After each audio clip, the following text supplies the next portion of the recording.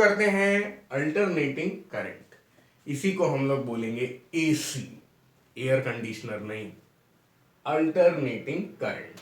The current whose magnitude changes continuously, यानी कि current का मैग्नीट्यूड लगातार बदलता रहता है, ठीक है, सेम मैग्नीट्यूड नहीं रहता है, टाइम के साथ करंट बदलता रहता है।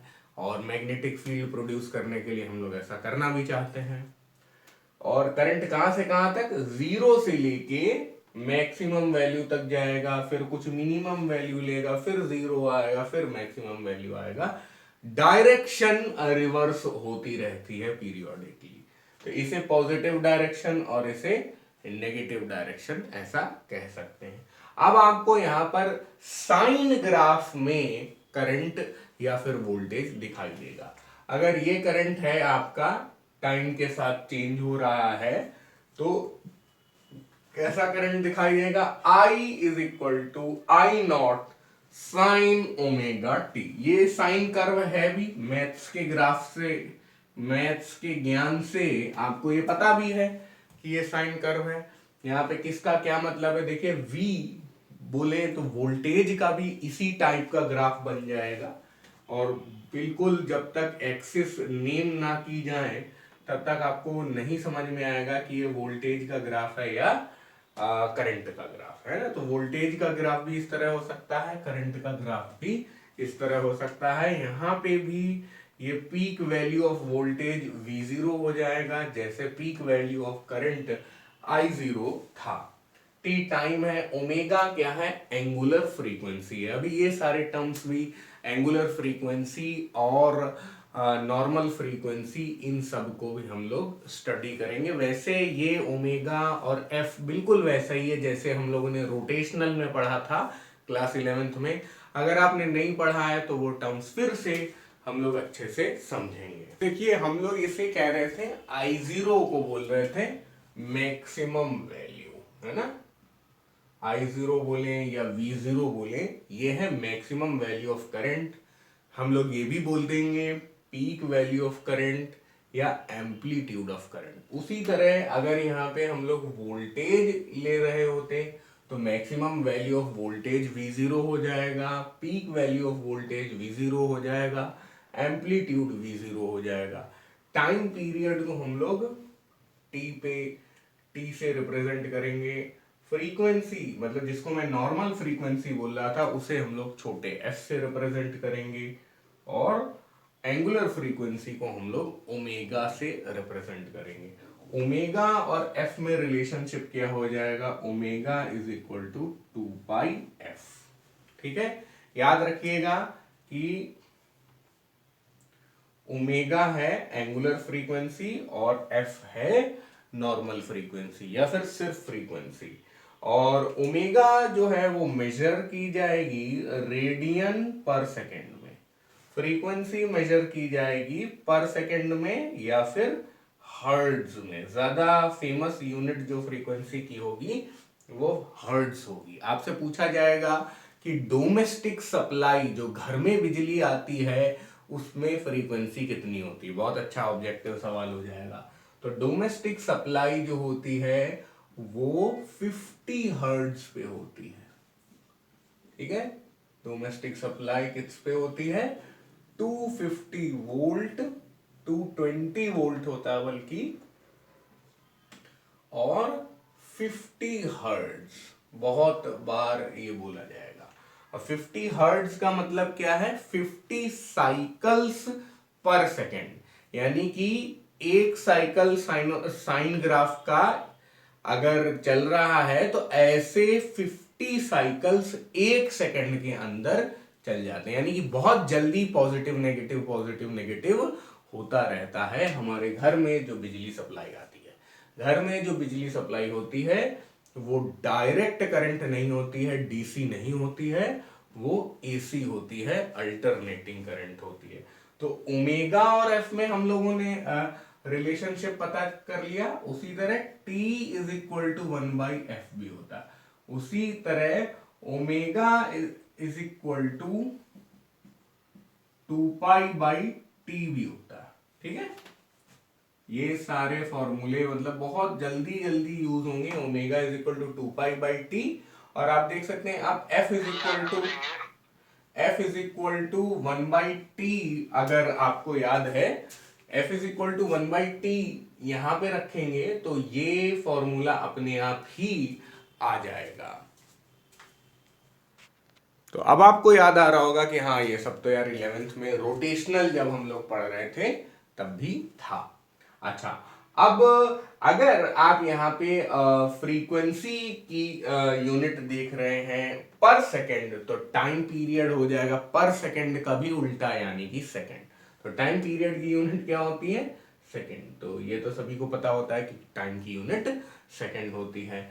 I0 अगर पीक वैल्यू ऑफ करंट है तो इसकी यूनिट होगी एम्पियर और इसकी यूनिट होगी वोल्टेज। ये कुछ भी नया नहीं है, जो पीक वैल्यू की होगी वही इंस्टेंटेनियस वैल्यू की होगी। अब यार आप समझ सकते होगे कि I is equal to I0 sine omega t अगर हम बोल रहे हैं तो I क्या है? टाइम डिपेंडेंट करंट इस तरह से जो चल रहा है।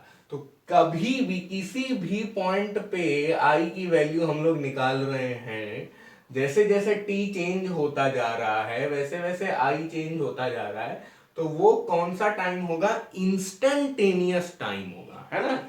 जैसे टाइम चेंज हो रहा है वैसे वैसे करंट भी चेंज हो रहा है। पीक वैल्यू ऑफ करंट तो आप सुन चुके हैं, ठीक है। तो I0 है पीक वैल्यू ऑफ करंट। उसी तरह जब, क्योंकि यार पीक भी आ रही है फिर बॉटम भी आ रहा है ना, क्रेस्ट ट्रफ सब कुछ बन रहा है यहाँ पे, तो ये तो पीक वैल्यू हो गई। लेकिन हम इस पूरे का अगर एवरेज ले लें तो मीन वैल्यू हो गई, और उसका रूट मीन स्क्वायर ले लें तो IRMS हो गया। इन दोनों फॉर्मूले के बाकायदा डेरिवेशन भी हैं, बट ऑब्जेक्टिव एग्जाम है तो हमें वहां जाना नहीं है। तो अब आप ये याद रख लीजिए कि मीन वैल्यू जो है वो पीक वैल्यू से इस रिलेशनशिप से रिलेटेड है, और IRMS जो है वो पीक वैल्यू से ऐसे रिलेटेड है। ज्यादातर आपको उल्टा जरूरत पड़ेगी, आपको पीक वैल्यू की जरूरत बार बार पड़ेगी। तो आप कैसे करेंगे? I0 इज इक्वल टू पाई उधर चला जाएगा, पाई डिवाइडेड बाई 2 IM, और I0 is equal to √2 times IRMS। तो इन दो फॉर्मूलों की आपको ज्यादा जरूरत पड़ेगी। और कुछ बुक्स में ये लोग 2/पाई और 1/√2 की भी वैल्यू बता देते हैं, तो वो भी लिख लेते हैं। मैंने वो वैल्यूज भी लिख दी हैं यहां पर। अब देखो यार क्या कर रहे हैं, 3.14 रख देंगे पाई की वैल्यू, तो 2 डिवाइडेड बाई 3.14 0.637 आ जाए, और कुछ बात नहीं है।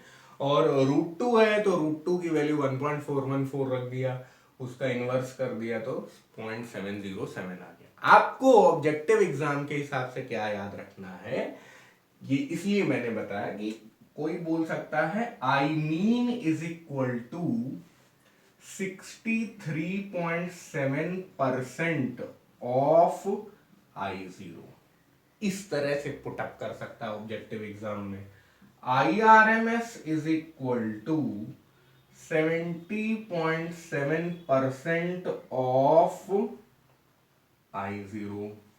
तो यानी कि देखो यार IRMS 70% है, I0 100% है, और IM 63.7 ही है। तो हम लोग एक आराम से रिलेशनशिप बना सकते हैं कि I0 तो पीक है, पीक तो सबसे बड़ा होगा ही, उसके बाद IRMS आता है। IRMS इज 70.7% या ऑलमोस्ट 71%। फिर उससे भी छोटा होता है I mean. So mean current is smaller than IRMS and IRMS is smaller than peak current. तो ये भी एक बेकार से ऑब्जेक्टिव क्वेश्चन की तैयारी हो गई। बट अगर आपको ये सब आता नहीं है तो वहां पर बैठकर वैल्यू कैलकुलेट करना काफी टाइम खा जाएगा आपका। कभी कभी IRMS को ये लोग वर्चुअल करंट भी बोल देंगे, तो ये भी बुक्स में IV करके लिखा रहता है या I वर्चुअल, ठीक है। तो ये दोनों एक ही चीज है। इसी तरह बिल्कुल आप देख सकते हैं कि V वर्चुअल भी वी आर एम एस के बराबर होगा, जो कि V0, जैसे ये I0 डिवाइडेड बाई √2 है, वो V0 डिवाइडेड बाई √2 के बराबर होगा। अब इसका यूज कहां आएगा, देखिए जैसे मान लीजिए आपको दे दिया गया कि VRMS जो है वो 220 वोल्ट है। मैंने बताया था ना house hold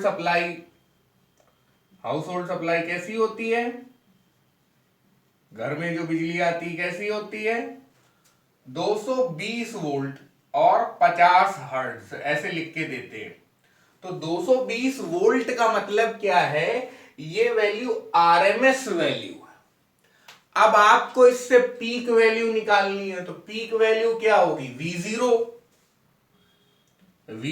is equal to √2 times VRMS, तो √2 टाइम्स 220 हो जाता है, तो ये 300 पार हो जाता है। कितना होता है आप बताइए, 311.12 वोल्ट। तो क्या जो पीक वैल्यू ऑफ वोल्टेज होती है हाउस होल्ड सप्लाई में, वो 311 वोल्ट के आसपास होती है, और आरएमएस वैल्यू कितनी होती है, 220 volt. Different types of AC circuits, तो रेजिस्टेंस ओनली का हम लोगों ने डायग्राम बना लिया, बिल्कुल वैसे ही है जैसे डीसी सर्किट में था भाई, एक बैटरी लगी होती थी, एक रेजिस्टेंस होता था।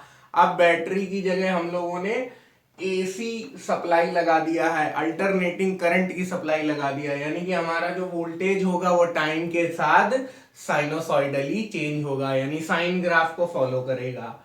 तो V is equal to V0 sine omega t कर दिया।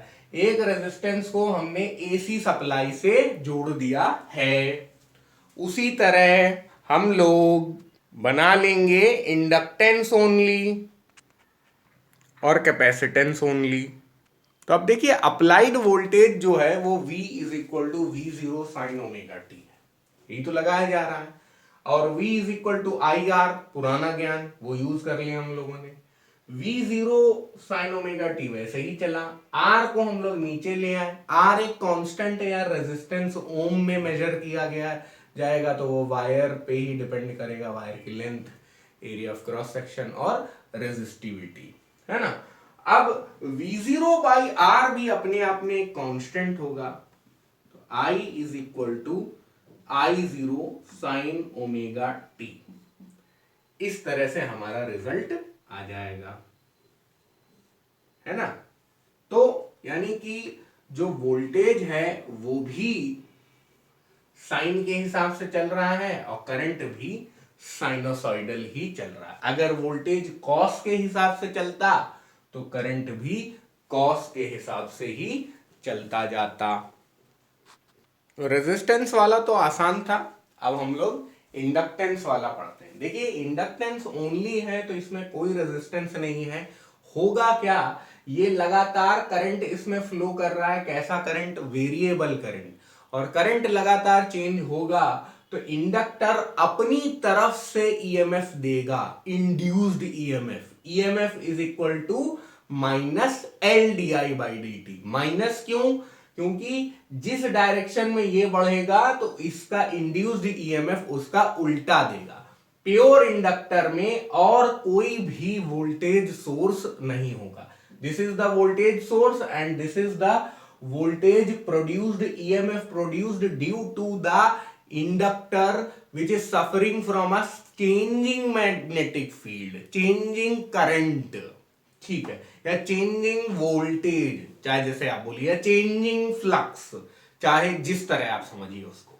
एनीवेज अब हम लोग यहां क्या कर रहे हैं, L d I by d T को आइसोलेट कर लेते हैं। मैं थोड़ा सा यहां पे बाइफर्केशन कर देता हूं। L d I by d t आपने यहां पे किया is equal to V0 sine omega t. हमारा गोल ये है कि हम लोग करंट निकालें, है ना, वोल्टेज ऐसे निकाला फिर करंट निकालेंगे, ठीक है। तो D I by d T अकेला आ गया, केवल डी आई को आप अकेला कर दीजिए, ज्यादा अच्छा होगा, है ना, केवल डी आई को आप अकेला कर दीजिए। Okay, V0 divided by L और sign omega T D T, ठीक है, अब जब ऐसा हो गया तो इन पे इंटीग्रेशन पहना दीजिए, इंटीग्रेशन पहना दिया तो v0/L क्योंकि कांस्टेंट था इसलिए मैंने उसको बाहर ले लिया। इंटीग्रेशन ऑफ डी आई क्या हो जाएगा, आई हो जाएगा, v0/L v0/L ही रहेगा। याद रखिए माइनस साइन ओमेगा टी जो है वो डिफरेंशिएट होके क्या हो जाएगा, minus cos omega T divided by omega.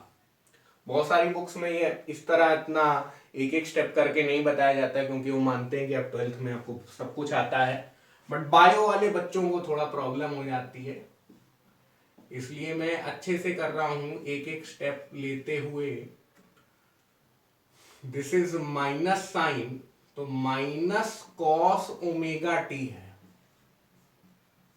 Minus cos omega T को हम लोग लिख सकते हैं साइन ओमेगा टी -π/2। याद रखिए साइन 90 डिग्री माइनस थीटा, यार ये तो 10th में ही पढ़ा था, ये कॉस थीटा होता। अगर दोनों तरफ माइनस साइन लगा दें तो भी कोई प्रॉब्लम नहीं है ना, और इस माइनस को अंदर ले लें तो थीटा -90 डिग्री हो जाएगा। माइनस यार साइन माइनस थीटा जो होता है, मतलब यार ये कैसे हो गया, याद रखिएगा साइन माइनस थीटा जो होता है वो माइनस साइन थीटा होता है। ठीक है, तो ये इस तरह से हो गया। तो अगर ये ट्रू है तो ये ट्रू है तो ये ट्रू है।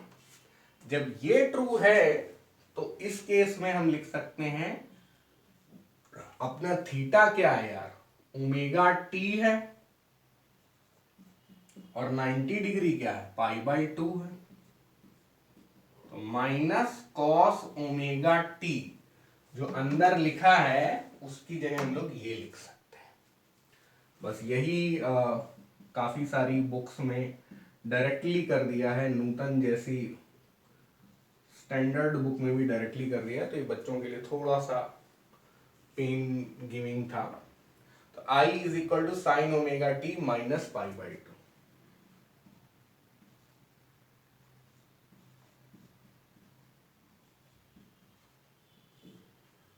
ठीक है, तो this is the final I। अब इसको और अच्छे से लिख सकते हैं, I इज इक्वल टू, भाई इसी की तरह लिखें, I0 साइन ओमेगा टी -π/2। तो अब फिर वही बात हो गई कि हमने शुरुआत कहां से की थी, v is equal to v0 sine omega T, और पहुंच गए I is equal to I0 sine omega T. ठीक है, और हम लोग ने शुरुआत की v is equal to v0 sine omega T, और पहुंच गए I is equal to I0 sine omega T -π/2 तक। अब कैपेसिटेंस पे आते हैं, यहां पे v is equal to v0 sine omega t है, तो Q is equal to CV क्योंकि होता है, तो V is equal to Q/C लिखा जा सकता है।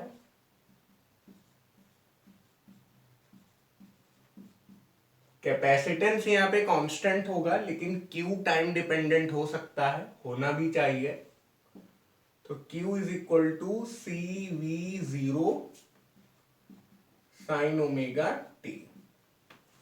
ठीक है, तो अब इसके बाद आप डिफरेंशिएट कर दीजिए इसे अपनी तरफ से, dQ/dt क्यों किया अभी समझ में आ जाएगा।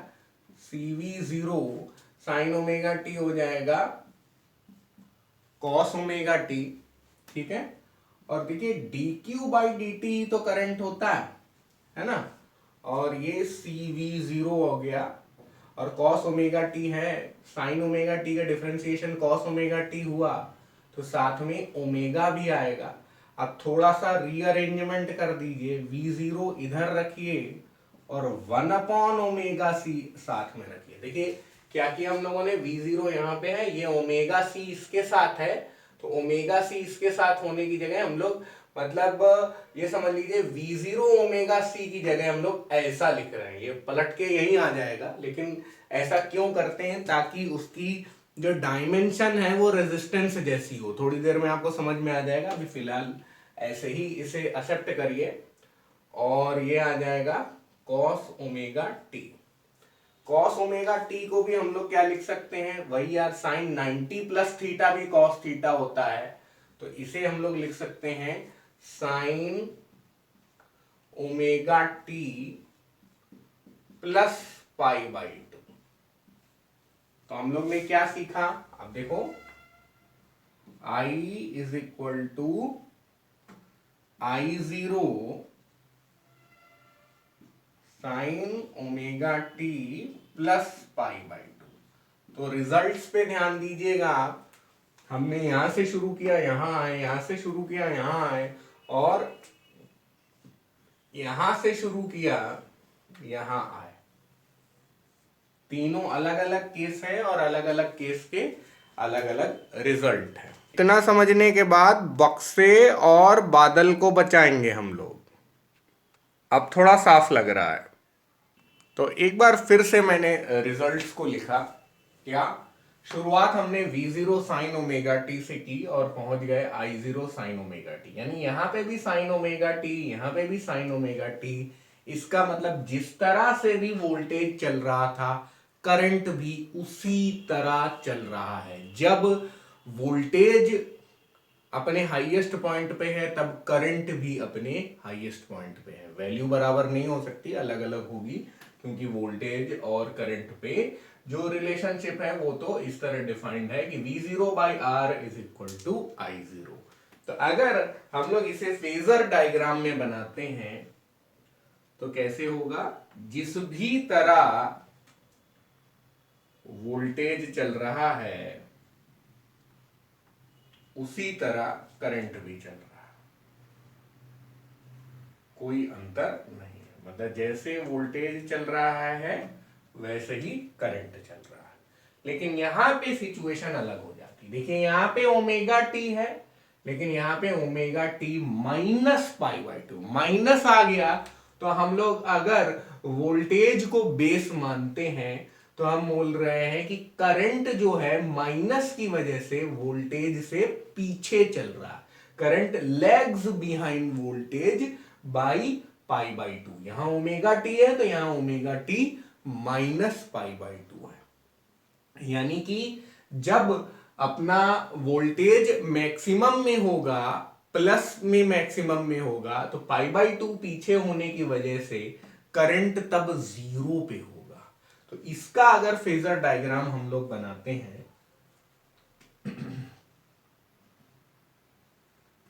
तो वोल्टेज तो हम लोग हमेशा ऐसे ही बना देते हैं, लेकिन करंट जो है वो कैसे पीछे चल रहा होगा, 90 डिग्री पीछे चल रहा होगा, है ना। इसी बात को एक दूसरे तरीके से कह सकते हैं कि अगर हम लोग करंट को बेस मानते हैं तो वोल्टेज करंट से पाई बाई 2 पे लीड कर रहा है। ये बात और ये बात दोनों एक ही है, लेकिन ये बात जो है इक्वेशंस से सीधे आ जा रही है, और इस बात को तो इसी को दोबारा दूसरे शब्दों में रखा जा रहा है, और कोई बात नहीं यार। मतलब अगर करंट पीछे है वोल्टेज से पाई बाई 2 से, तो यार वोल्टेज आगे है करंट से पाई बाई 2 से, तो ये कोई नई बात नहीं है ना।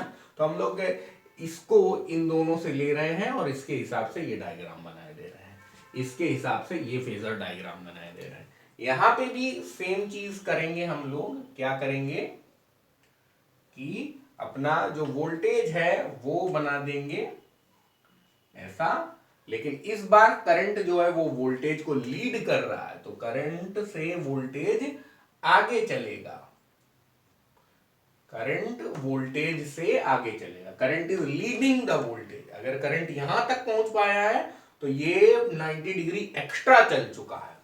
अगर करंट यहां तक पहुंच पाया है, अगर एक बार फिर से, अगर वोल्टेज यहां तक पहुंच पाया है तो करंट 90 डिग्री एक्स्ट्रा चल रहा है। अगर वोल्टेज यहां तक पहुंच पाया है तो करंट 90 डिग्री पीछे चल रहा है। इसे हम लोग ओमेगा टी बोल सकते हैं, है ना, V0 ओमेगा टी। और इसे हम लोग बोल सकते सकते हैं ओमेगा टी। तभी देखिए करंट का क्या हो गया, omega t plus pi by two, और यहां पे क्या हो रहा है, omega T minus pi by two. जैसे जैसे टाइम बढ़ता जा रहा है वैसे वैसे करंट और वोल्टेज का कुछ रिलेशनशिप है। यहां तो बहुत आसान है यार, यहां पे टाइम की जगह 1 डालो, 2 डालो, 3 डालो, 4 डालो, यहां पे भी 1 डालो, 2 डालो, 3 डालो, 4 डालो, तो ओमेगा टी हमेशा उतना ही रहेगा यहां पे भी, और जितना ओमेगा टी वहीं यहां पे भी उतना ही रहेगा। तो ये अगर वोल्टेज है, ये अगर करंट है, तो दोनों साथ ही साथ चलेंगे, है ना। तो इसीलिए हम लोग क्या कह रहे हैं, इन फेज चल रहे हैं। ये तो बोरिंग है, ये इंटरेस्टिंग हो गया। देखिए ये ओमेगा टी पे चल रहा है, ये omega T minus pi by two पे चल रहा है। तो हमेशा वोल्टेज जो होगा, फिर से देखिए ये वोल्टेज है, ये करंट है, ये ओमेगा टी पे चल रहा है, ये omega T minus pi by two पे चल रहा है। तो हमेशा वोल्टेज से करंट लैग कर रहा है, कितना, पाई बाई टू लैग कर रहा है। तो इसी पाई बाई टू को हम लोग फेज डिफरेंस कहते हैं।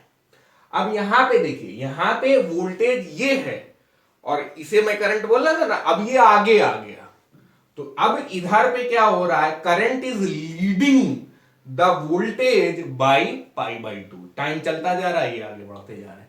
फिर से कैपेसिटेंस वाले केस में क्या हो रहा है, this is the voltage and this is the current, and current is leading the voltage by pi by two. तो वही बात हम लोगों ने यहां पे लिख दी है, इसी चीज को फेजर डायग्राम में भी दिखा दिया हम लोगों ने।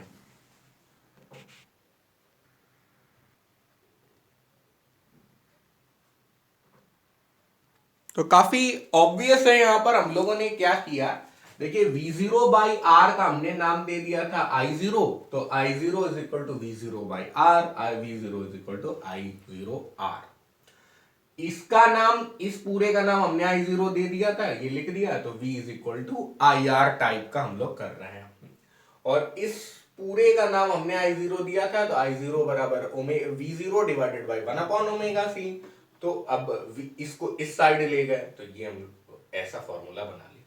मजेदार बात यह है कि रेजिस्टेंस की जो यूनिट होती है वो ओम होती है, कोई नई बात नहीं है, लेकिन ओमेगा एल की भी यूनिट ओम होती है, ये मजेदार बात है। और 1 अपॉन ओमेगा सी की भी यूनिट ओम होती है, ये और मजेदार बात है। इसलिए इसको हम लोग बार बार 1 अपॉन ओमेगा सी लिख रहे थे। मैंने कहा था ना कि इसका आंसर आपको बाद में मिल जाएगा, मिल गया। अब इनका थोड़ा सा और फैंसी नाम होता है, मतलब हम लोग ओमेगा एल को रेजिस्टेंस नहीं बोलते हैं, हम इसका नाम दे देते हैं XC is equal to omega L. XL is equal to omega L, ठीक है। क्यों, V is equal to IR type है, तो ये जो इंडक्टर की वजह से रेजिस्टेंस आ रहा है उसको हम XL बोल देते हैं। और इंडक्टर की वजह से रेजिस्टेंस आ रहा है, लेकिन ये जताने के लिए कि ये ओम वाला नॉर्मल रेजिस्टेंस नहीं है, ये रेजिस्टेंस आ रहा है चेंजिंग वोल्टेज की वजह से, इसलिए इसका नाम हम लोग बोलते हैं रेजिस्टेंस नहीं, रिएक्टेंस। क्या बोलते हैं, रिएक्टेंस। इंडक्टिव रिएक्टेंस, ठीक है, मजेदार है, कोई दिक्कत नहीं है। और उसी तरह अब यहां पे अब क्लियर हो गया होगा आपको कि यार XC होने वाला है, ये 1 अपॉन ओमेगा सी है ना। तो इसको हम लोग क्या बोलते हैं, capacitive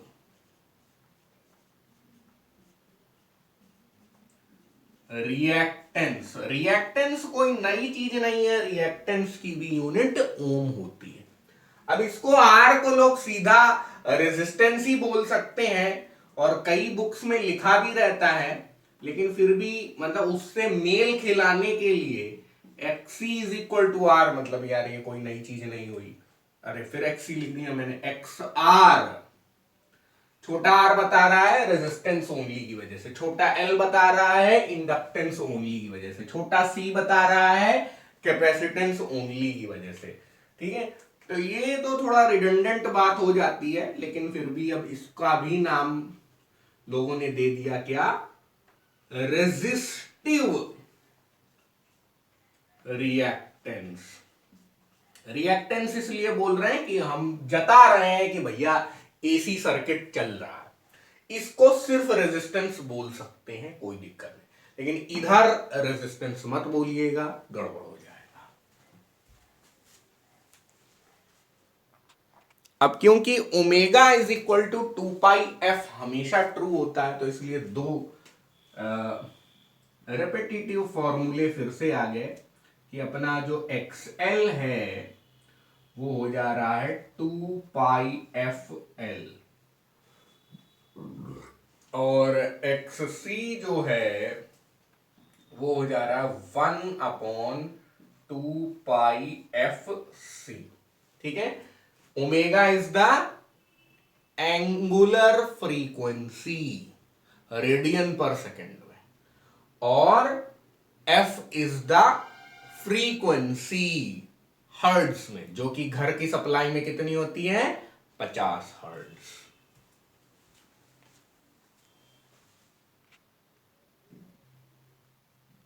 LR circuit, CR circuit, LC circuit, इन तीनों सर्किट्स में आने के बाद अब इनके भी रिजल्ट्स लिखने की कोशिश करेंगे।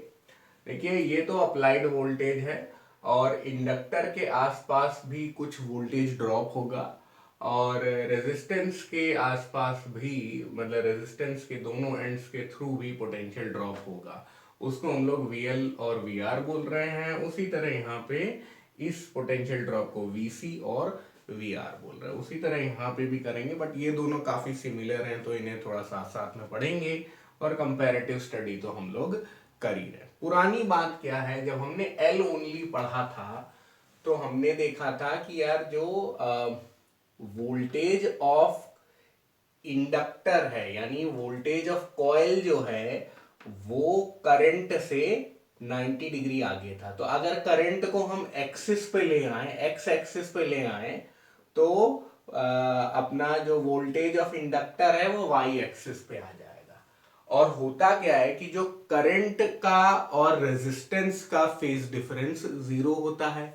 रेजिस्टेंस ओनली के केस में वोल्टेज और करंट का फेज डिफरेंस 0 होता है। तो हम लोग क्या करेंगे, करंट को एक्स एक्सिस में ले लेते हैं, और करंट के साथ हमेशा हम लोग रेजिस्टेंस को चलाएंगे, ये जताने के लिए कि voltage drop in resistance is always in phase with the current, है ना। Voltage due to resistance only is always in phase with the current, इसलिए हम लोग यहां पे ऐसे कर लिए।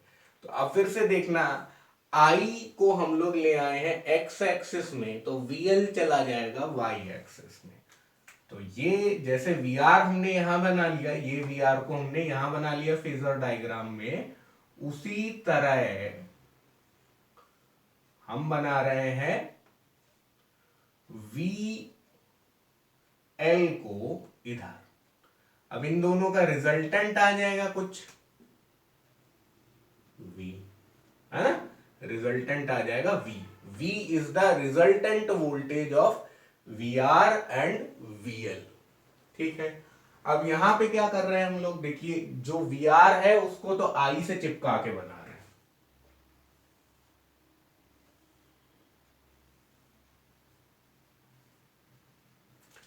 और हम लोग ने देखा था जो I है अगर हम उसे एक्स एक्सिस में ले आए, I को अगर हम एक्स एक्सिस में ले आए, याद रखिएगा, अच्छा लाल वाला I है ना, तो I को अगर हम एक्स एक्सिस में ले आए तो VC जो है हमारा नेगेटिव वाई एक्सिस में पहुंच जाएगा। देखो ये ऐसे, तो VC जो है वो नेगेटिव वाई एक्सिस में पहुंच जा रहा है।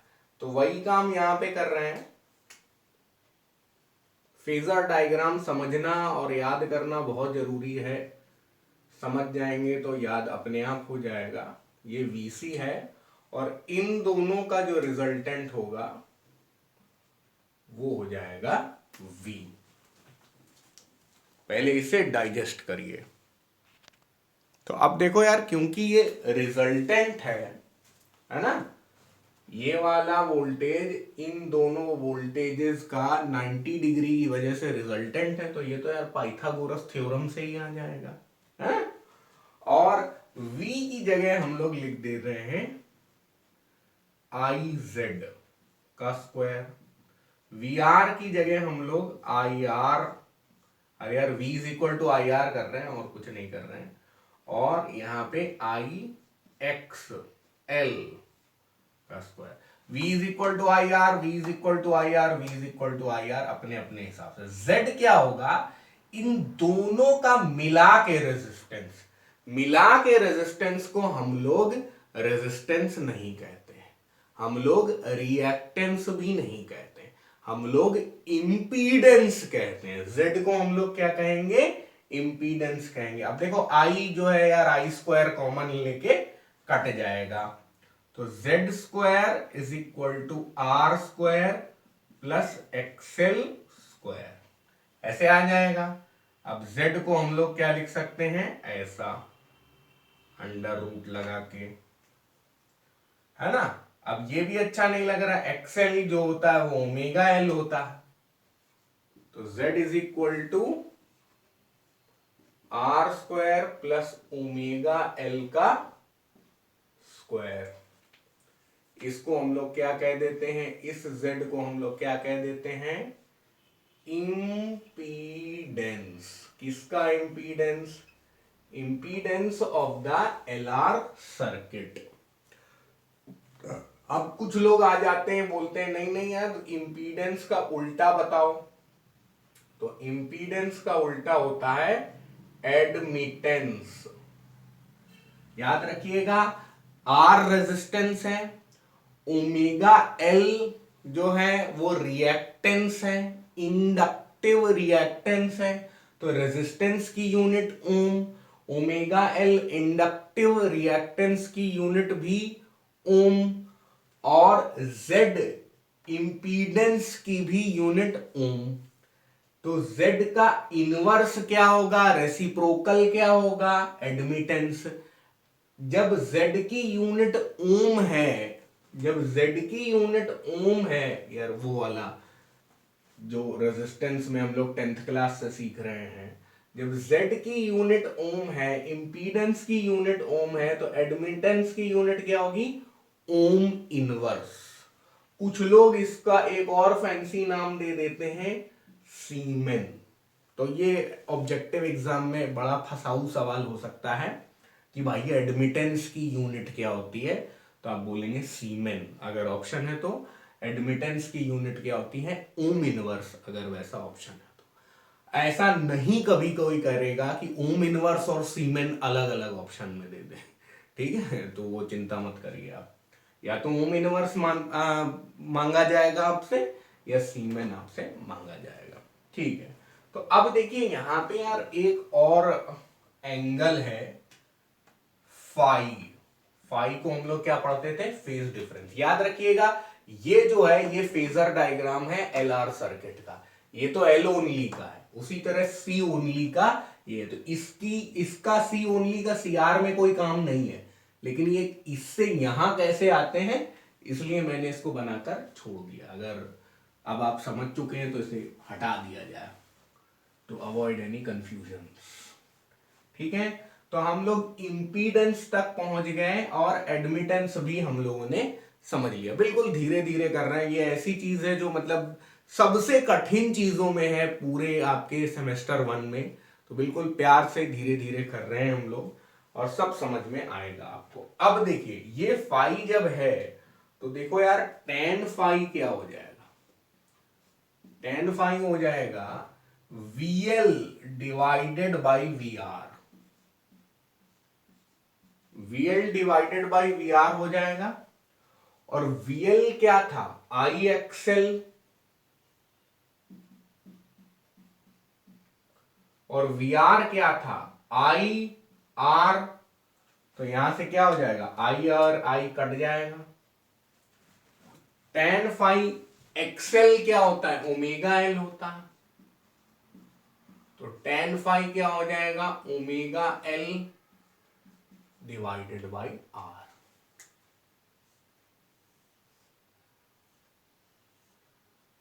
तो ये हो गया इधर के फॉर्मूलों का डेरिवेशन। किसका डेरिवेशन, एल आर ओनली का डेरिवेशन।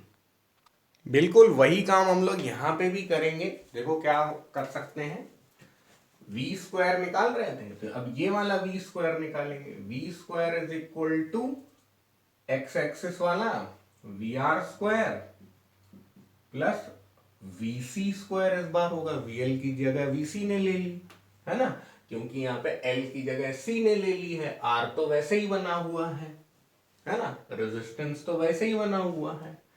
जो इंडक्टर था उसकी जगह हम लोगों ने कैपेसिटर लगा दिया है।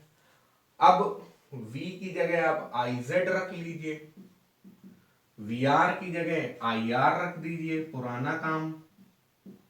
लेकिन VC की जगह हम लोग अब IXC रखेंगे। आई स्क्वायर कॉमन लेके कट जाएगा। बचेंगे हम लोग कहां, Z square is equal to R square plus XC square. XC भी 1/ओमेगा C होता है ना। तो मतलब यार यही कर लेते हैं, ये जैसे यहां पे था ऐसे ये हो गया। तो Z इज इक्वल टू आ जा रहा है R स्क्वायर प्लस 1/ओमेगा C का स्क्वायर। जैसा ये है, Z भी क्या हो जाएगा, फिर से इम्पीडेंस। अब एडमिटेंस बनाने की जरूरत नहीं है ना, ये तो पता ही है आपको। अभी इसका एडमिटेंस अलग होगा, इसका एडमिटेंस अलग होगा, भाई इसका रेसिप्रोकल कर दिया जाएगा। ठीक है, अब यहां पे tan फाई करना है, करेंगे। फाई कहां है, ये वाला angle with the X axis लिया जाता है हमेशा। tan phi is equal to V L by V R था, इस बार V C by V R होगा। tan phi is equal to V C क्या है, 1IXC, वी आर क्या है, IR है ना। V is equal to IR है यार, कोई नई चीज थोड़ी ना है ना। V is equal to IXC। Okay, तो फाई टेन फाई, तो कुछ लोग tan इनवर्स में लिख देते हैं यार, तो ऐसे ही लिख लो। tan phi is equal to XC की जगह क्या लिख सकते हैं, 1/ओमेगा C डिवाइडेड बाई R। तो ऐसे भी याद कर सकते हो आप, कुछ लोग ऐसे याद करते हैं। tan फाई किसी किसी बुक में ऐसे लिखा रहता है, ओमेगा RC, मतलब ये रेसिप्रोकल हो गए, उसके साथ ही आ जाएगा।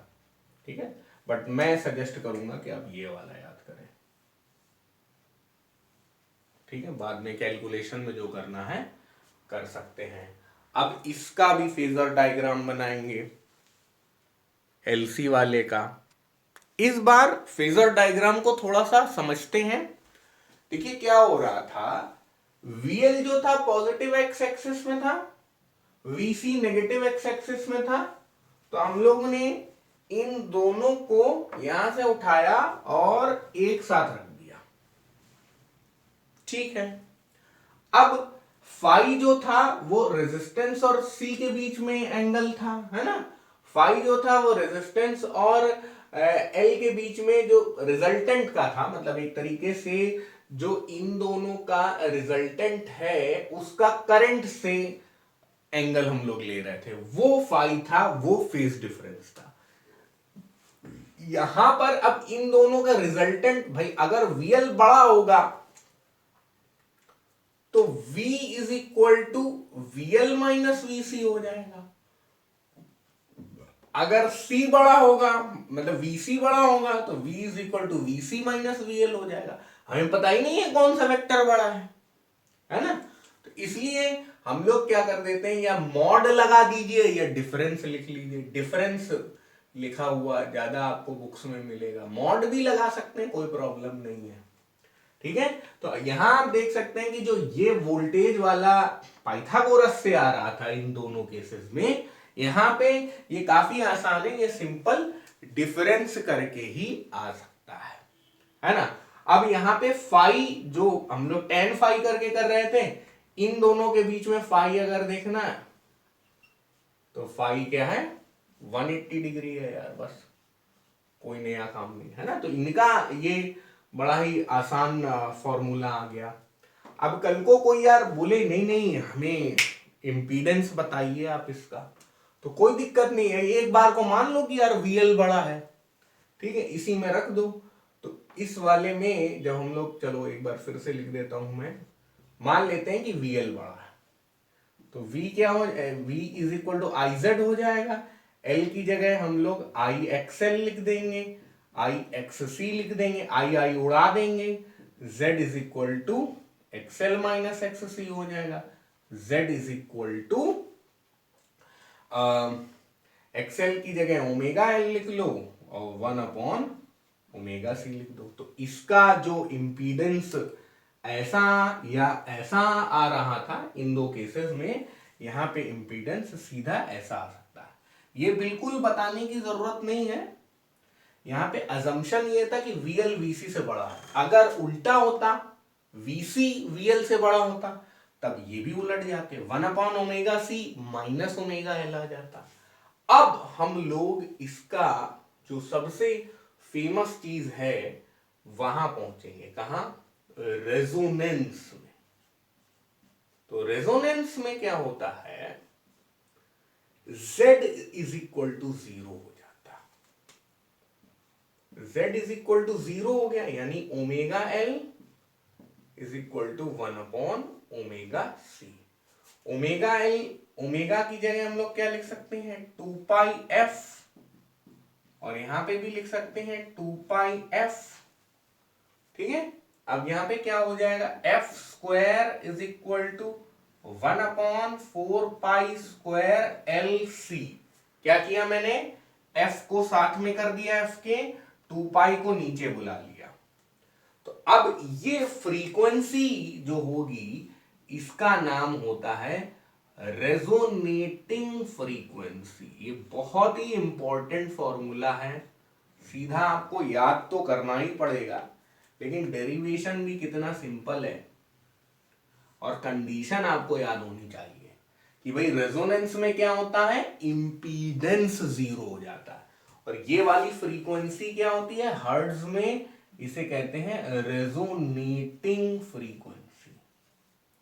ये तभी होगा जब हम लोग L और C की वैल्यू इस तरह से लें कि इन दोनों के वोल्टेजेस आपस में एक दूसरे को कैंसल आउट कर जाए, तब हम इसे रेजोनेंस कहेंगे। इंपॉर्टेंट फॉर्मूले का एक लास्ट ग्लिम्प्स, LCR सर्किट में जो भी टर्म्स हम लोग इस्तेमाल करने वाले हैं वो सारे मैंने लिख दिए हैं, सबकी यूनिट भी लिख लें।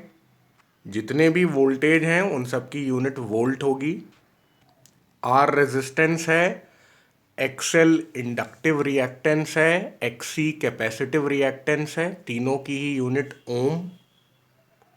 इम्पीडेंस Z की भी यूनिट ओम। एडमिटेंस यानी इम्पीडेंस का रेसिप्रोकल की यूनिट ओम इनवर्स। L यानी इंडक्टेंस की यूनिट हेनरी। C यानी कैपेसिटेंस की यूनिट फैरेड। याद रखिएगा कैपेसिटेंस की यूनिट फैरेड होती है, फैराडे नहीं होती। Phase angle radian, angular frequency radian पर सेकेंड, फ्रीक्वेंसी या रेजोनेटिंग फ्रीक्वेंसी हर्ट्ज। अब हम आएंगे फेजर डायग्राम पे। करंट के अलोंग हमारा वोल्टेज ऑफ रेजिस्टेंस है, एक्स एक्सिस पर इंडक्टर वोल्टेज VL और कैपेसिटर वोल्टेज VC एक दूसरे के ऑपोजिट डायरेक्शन में Y एक्सिस पे हम लोगों ने बना दिए। अब क्या होगा, इसका अगर हमें रिजल्टेंट वोल्टेज निकालना है तब हम लोग क्या करेंगे, एक अलग से अपनी तरफ से लिख दें, मतलब इसका और इसका डिफरेंस है, तो डिफरेंस कुछ यहां तक आ जाएगा। ये जो है इसे मैं बोल रहा हूं VL माइनस VC। ठीक है, थोड़ा नीचे लिख देते हैं, अभी वेक्टर भी बनाना है। देखिए चलिए पहले इसे कंप्लीट कर लें, VL माइनस VC। अब इसका रिजल्टेंट आएगा, अभी समझते हैं, बिल्कुल चिंता नहीं करिए। तो ये जो ब्लैक वेक्टर है, this is the difference of VL and VC। तो इस वाले को मैंने लिख दिया क्या, VL minus VC।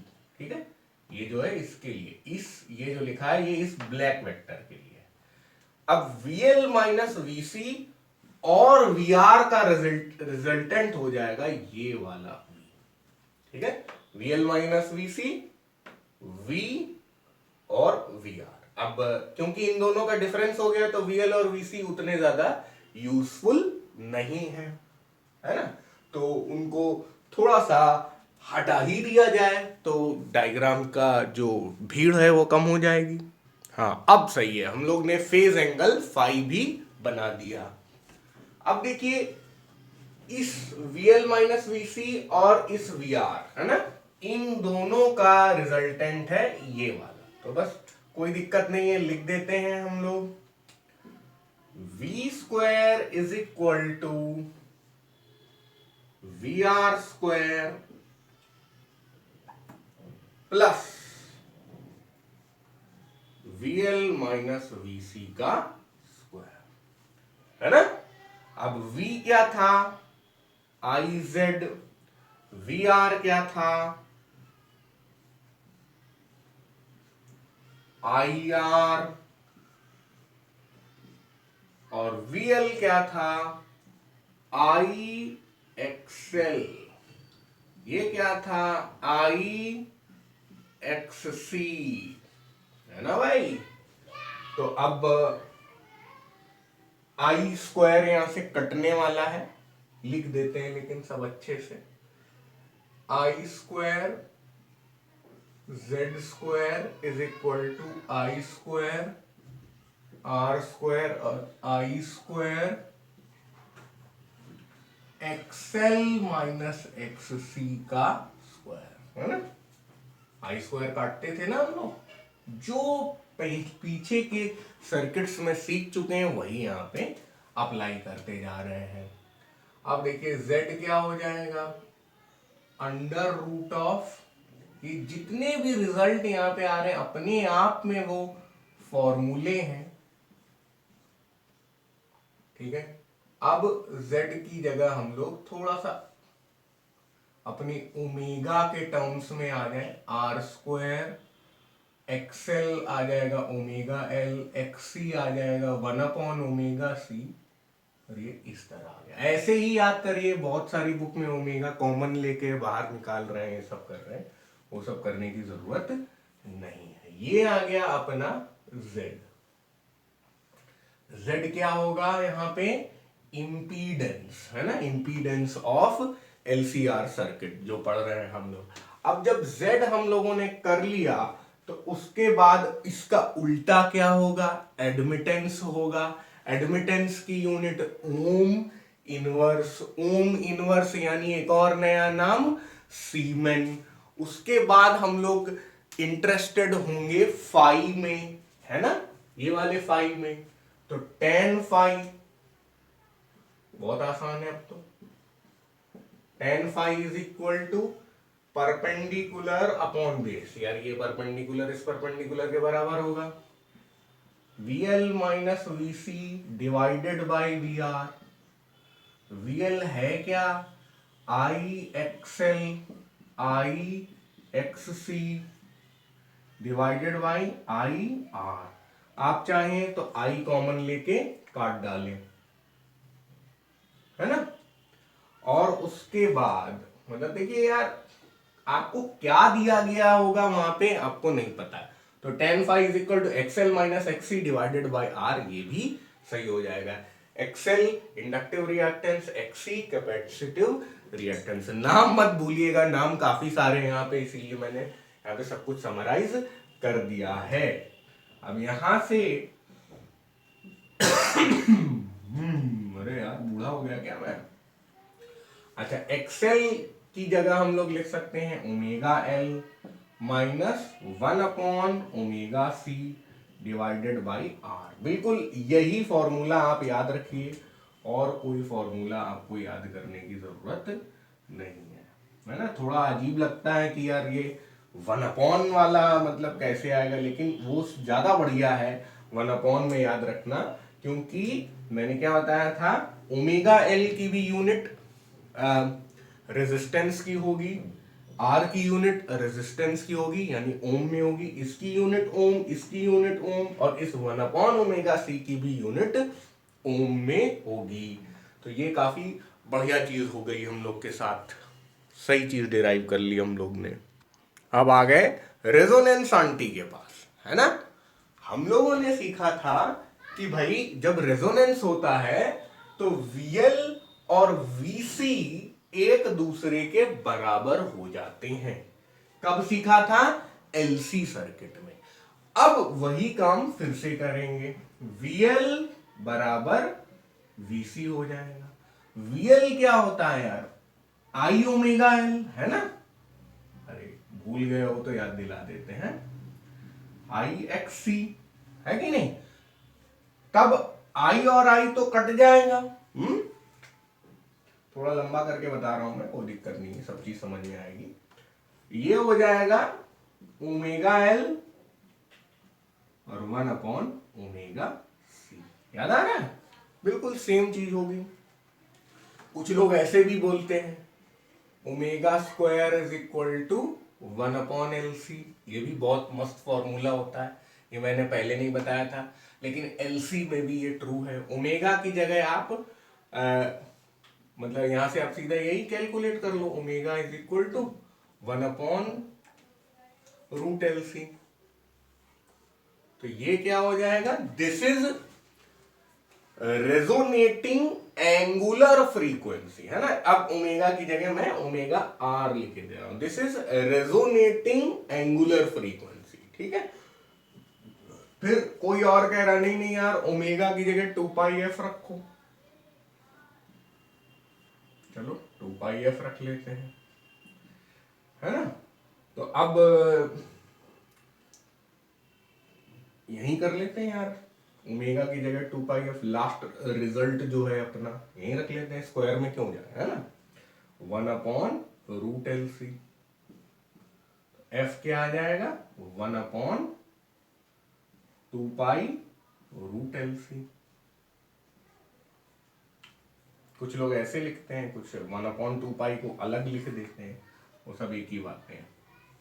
So this is, अब ये f क्या हो जाएगा? FR। This is resonating frequency, this is resonating angular frequency, लिख देता हूं मैं।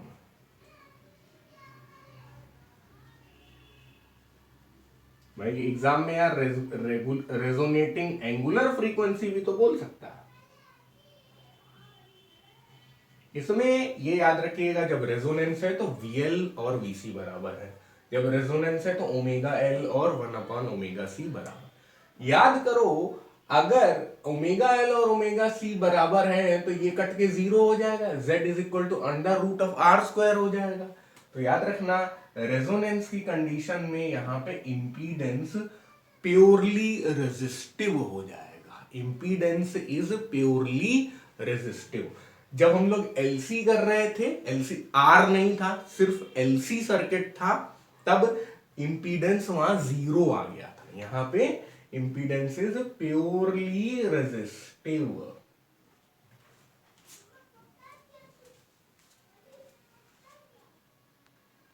LCR के साथ पुराने डायग्राम्स को फिर बना रहे हैं। चलो R, L और C के फेजर डायग्राम भी हम लोगों ने यहाँ पे बना दिए। बिल्कुल कंफ्यूज मत होइएगा कि यार ये मतलब पहले जैसा नहीं है। यही वाला डायग्राम मैंने पहले ऐसा बनाया था कि वोल्टेज अगर ऐसे है तो करंट ऐसे होगा, अगर आपको याद हो तो, है ना। तो उसी को रोटेट कर दिया हम लोगों ने, और कोई बात नहीं है ना। रोटेट इसलिए किया है ताकि वो थोड़ा LCR से मैच करता हुआ दिखे, है ना। तो ये समझ गए होंगे आप कि यही चीज ये है, कोई दिक्कत नहीं है। उसी तरह यहां पे मैंने क्या किया था, वोल्टेज ऐसे बनाया था और करंट ऐसे बनाया था। तो इसको भी देखिए मैंने क्या किया है, ऐसे करके यूं बना दिया। ये जो बना है वो ऐसे बन गया। तो अब आपको कई बार ऐसा भी बना मिलेगा, इसलिए मैंने वो भी सिखाया। अब यहां पे आप क्या बोल सकते हैं, phi is equal to 0 degree, यहाँ पे phi is equal to 90 degree, यहाँ पे phi is equal to 90 degree, है ना। ये फाई रहा। यहां पे कहेंगे हम लोग वोल्टेज और करंट सेम फेज में है, इन फेज है, फेज डिफरेंस 0 है, कोई लैग या लीड नहीं है। तो 0 डिग्री को हमने कैसे समझा कि अगर प्योरली रेजिस्टर है तो voltage is in phase. 90 degree को हमने कैसे समझा, अगर प्योरली इंडक्टर है तो voltage leads current by pi by 2। अगर प्योरली कैपेसिटर है तो voltage lags behind current by phase angle pi by 2। Pi by 2 बोलो, 90 डिग्री बोलो, एक ही बात है। अब हम लोग LR सर्किट का फेजर डायग्राम देख रहे हैं। देखिए, याद करिए, हम लोग ने देखा था करंट एक्स डायरेक्शन में है। चलो बना देता हूं मैं। हम लोगों ने पहले करंट को एक्स डायरेक्शन में मान लिया था, फिर उसके बाद दो तरह के वोल्टेज थे। एक वोल्टेज था कौन वाला, VR वाला। हम लोग बोल रहे थे कि जो VR है वो हमेशा करंट के साथ ही चलेगा, इसको फॉलो करेगा। रेजिस्टेंस जो है वो हमेशा करंट के साथ ही चलेगा।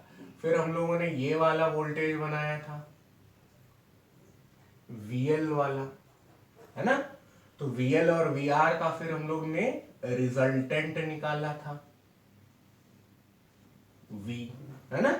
V was the resultant of VL and VR। तो अभी हम लोग ने क्या किया, यही V यहां बना लिया है और लाल वाला I बना लिया है ना।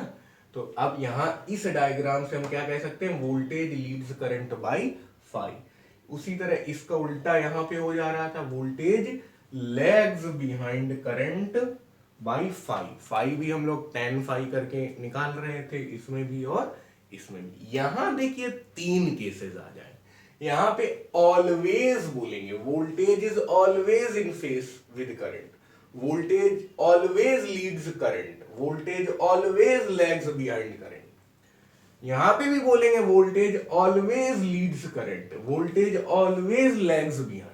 बट इधर हम कुछ नहीं कह सकते, इधर L और C की वैल्यूज पे चीजें डिपेंड करेंगे। अगर ऐसा हो जाए कि VL जो है, VL अगर पॉजिटिव है और जो VC है वो नेगेटिव है ना, तो VL is greater than VC। अगर देखिए यहां से समझते हैं, हम लोगों ने ये डायग्राम भी कैसे बनाया था, इसके लिए डायग्राम केवल बना लेते हैं। यहां पे रेजिस्टेंस तो है नहीं, तो केवल दो ही चीजें आएंगी। क्या क्या आएंगी, दो चीजें, एक आएगा VL ऊपर की तरफ और एक आएगा VC नीचे की तरफ। अब हमें पता ही नहीं है यार किसका मैग्नीट्यूड ज्यादा है, तो अगर VL VC से बड़ा है तो VL माइनस VC ऊपर आ जाएगा। तो तब जब VL माइनस VC ऊपर आ गया तो यहां पे हमारा ये वोल्टेज ऊपर है, तब इस केस में हम लोग इसे प्लस फाई मैंने बना दिया है, बट हम लोग प्लस 90 डिग्री करेंगे, है ना। और अब अगर इस केस में है, इस केस में VL लेस देन VC है, तब हमारा क्या हो जाएगा, VL माइनस VC जो है वो नेगेटिव हो जाएगा, VC जीतने लगेगा, यानी हम लोग VC माइनस VL में इंटरेस्टेड होंगे। मान लो कि ये बड़ा है और ऊपर वाला छोटा है, तो हम लोग VL माइनस VC में इंटरेस्टेड होंगे। तब हमारा V कैसा हो जाएगा, ऐसा हो जाएगा, यानी कि हमारा यहां पे फेस एंगल कितना हो जाएगा, फिर से 90 डिग्री। तो यहां पे हम लोग बोलेंगे voltage leads current by 90 degree, voltage lags behind current by 90 degree. और यहां पे क्या हो जा रहा है यार, VL और VC बराबर हुए जा रहे हैं, बराबर हुए जा रहे हैं, तो वोल्टेज अपना जीरो है एक तरीके से। तब आप यहां पे बोलेंगे कि voltage is zero end voltage is in phase with current. ये भी बोलने का कोई मतलब नहीं, करंट लगातार ऐसे चेंज होता रहेगा और वोल्टेज कांस्टेंट जीरो वैल्यू लेके चला आएगा। तो एलसी सर्किट में इस तरह की 3 सिचुएशंस होंगे। अब यहां आते हैं, यहां पे भी इसी तरह की बात आएगी, 3 सिचुएशन इधर भी तो आएंगी। देखिए यहां पे, लेकिन भाई चलो पहले करंट 3 बार बना देते हैं।